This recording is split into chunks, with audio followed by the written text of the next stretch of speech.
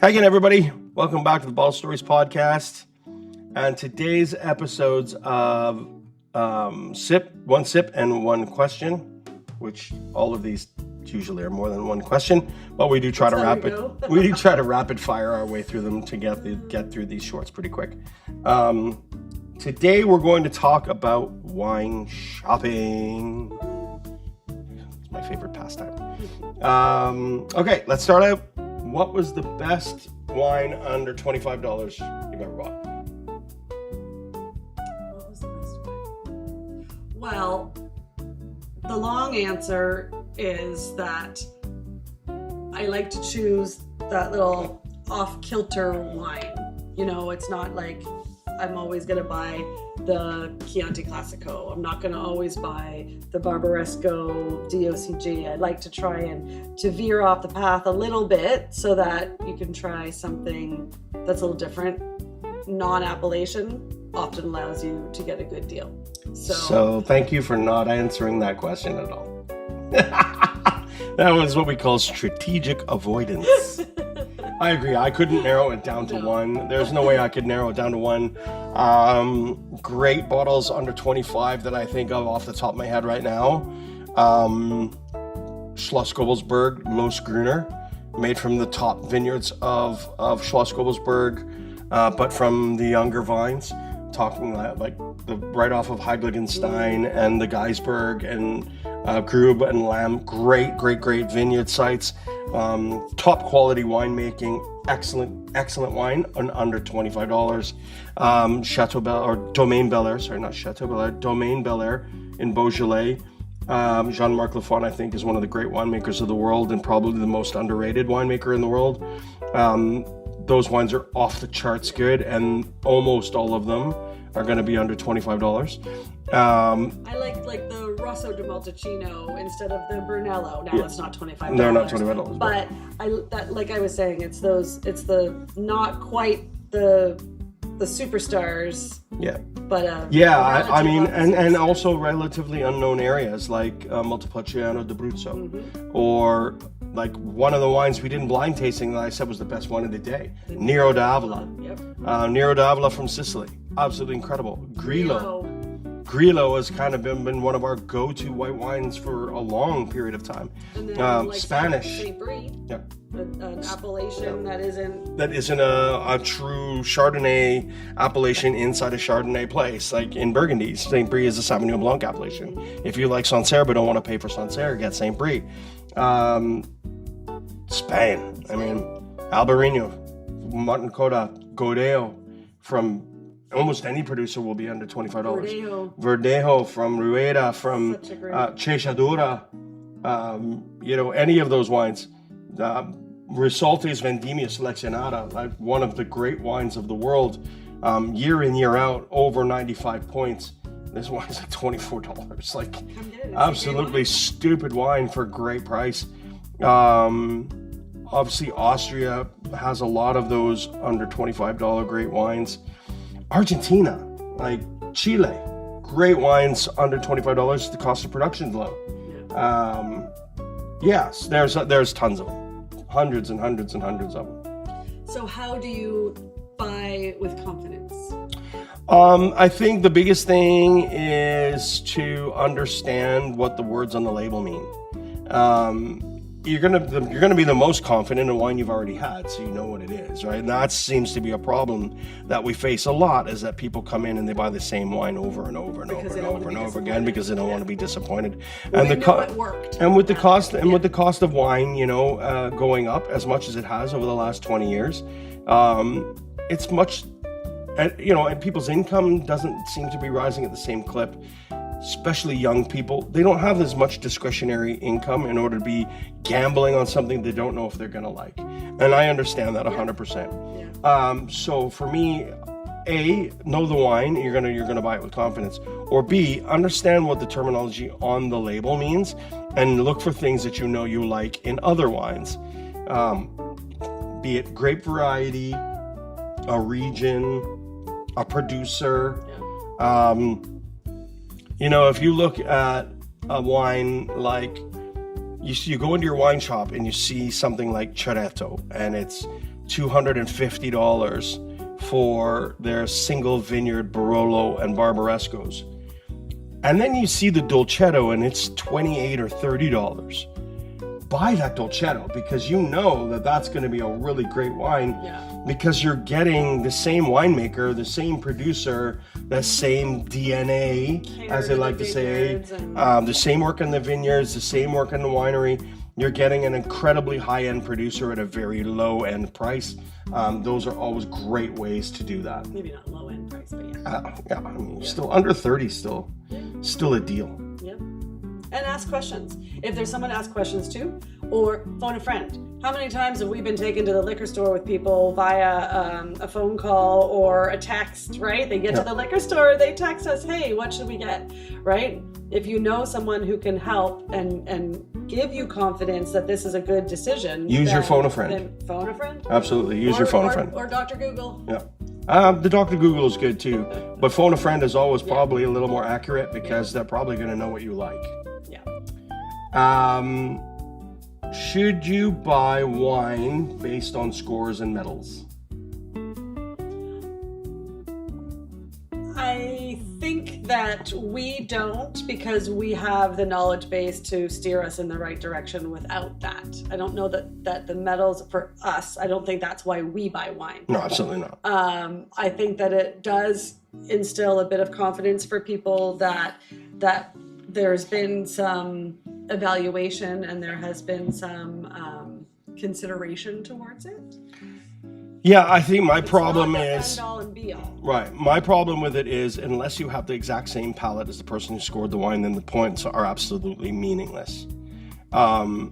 Which is why I don't like points. I wish they would abolish them. But the reality is they do help sell wine. It is what it is. People feel more confident seeing that James Suckling has scored something 92 or 93 points. And if you happen to like the same wines that James Suckling's team that they're scoring those wines, because it is a team. I mean, not one person can drink 100,000 wines a year. It's not possible. You can try, but... so yeah, if you find a critic that you really your palate really works with what they have been writing up good reviews for, then stick with that critic and that's your guy. Like that's who you deal with. Yeah. Is vintage year an important thing? 100%. No, 90%. Because there's some wines that are non-vintage and they do try to make them taste the same all the time. Champagne. Right. You always come back to champagne. I'm going to go as the other side, the devil's advocate. Vintage year absolutely 100% makes a difference, always. Even in non-vintage wines, vintage years make a difference. Maybe not in the blending, but it makes it more hard for the winemaker to actually put out a great product. And it might affect the quantity. Exactly. Or it does affect the quantity. Like, for example, this, exactly. The price even in champagne. Mm-hmm. So this year will be... Why do you guys talk about champagne? Because you do. This year will be the lowest harvest rate of the century in Champagne. Yeah. And so that's going to hurt stocks of base wines for non-vintage wines going forward. Mm-hmm. Now, fortunately, most of these guys have stock of base wines for 10 vintages going back enough for millions of bottles. So shouldn't hurt too much, but it will hurt eventually. Mm-hmm. And it will eventually cause the prices to rise. But in almost every other still wine, vintage year should make a great difference. Not necessarily good or bad, but they should be different. They should be a reflection of that year, and that's what makes wine special. If you buy a wine that is exactly the same year after year after year after year after year, stop drinking wine and go drink a rum and coke. Please, you're killing me. You're absolutely killing me.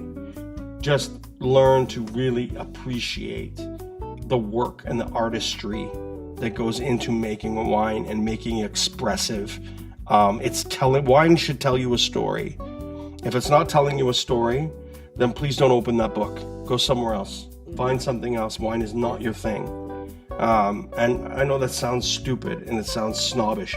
It's not snobbish. It's just I don't like mass market wines. I don't like wines that people put garbage in that are poisoning the population. I don't like wines that have all kinds of stuff that they're adding and they don't tell you anything about it. Mm-hmm. I think it's dishonest. I think it's not It's not the way it's supposed to And be. it's a disingenuous product. Exactly. When we have spent our working life recently discovering the honesty behind the product to represent the terroir, Yep. to represent the family, to represent the region. It's telling their story. It's telling a story, and to take that story away or not have a product with a story. Not Why have do a you want story that? at all. Why do you Exactly. Why would I want to have something that has no story at all? Yeah. Like, what the hell? Why would anyone want to drink Obiqua or Trevento or any of these other mass-marketed garbage sauce wines? Like, absolute worst of the worst. Like Barefoot. Like, what the hell, man? Like, why would you do that to yourself? Why would you do that to yourself? Like, all of those wines made the list of the 15 most dangerous things you can put in your body. Yeah. Why would you do that to yourself? Right? Screw that. Drink good wine. It's not expensive. So if you were to get invited to dinner Yep. and you go shopping for a bottle of wine, I guess there's several etiquettes that you need to follow. One is, what do you take if you don't know what's being served? What do you take if they said, oh, don't bring anything, just bring yourself? Or what do you take to someone who, this is 3 questions. What do you take to So someone for one who- sip, one question. 3 sips, 3 questions. More sips.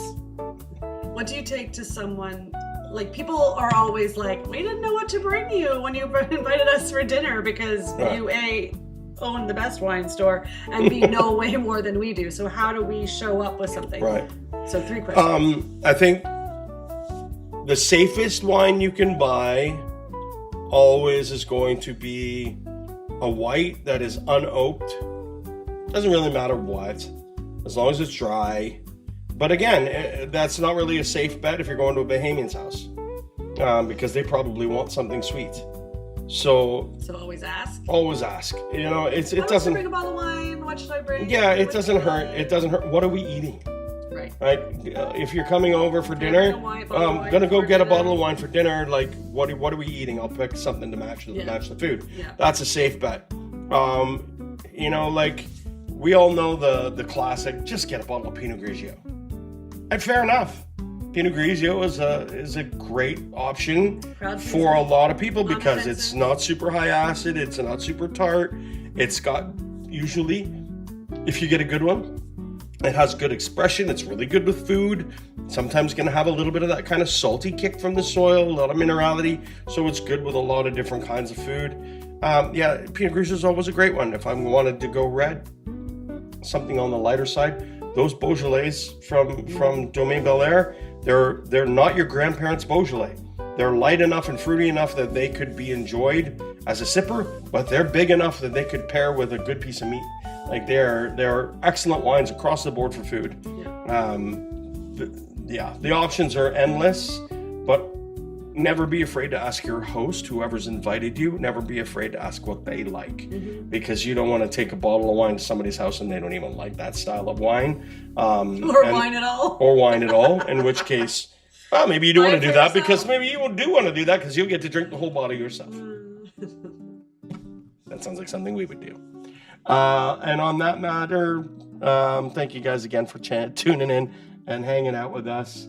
I hope you're enjoying all of these shorts, and we'll be back shortly with some more shorts. So, see you soon. Cheers.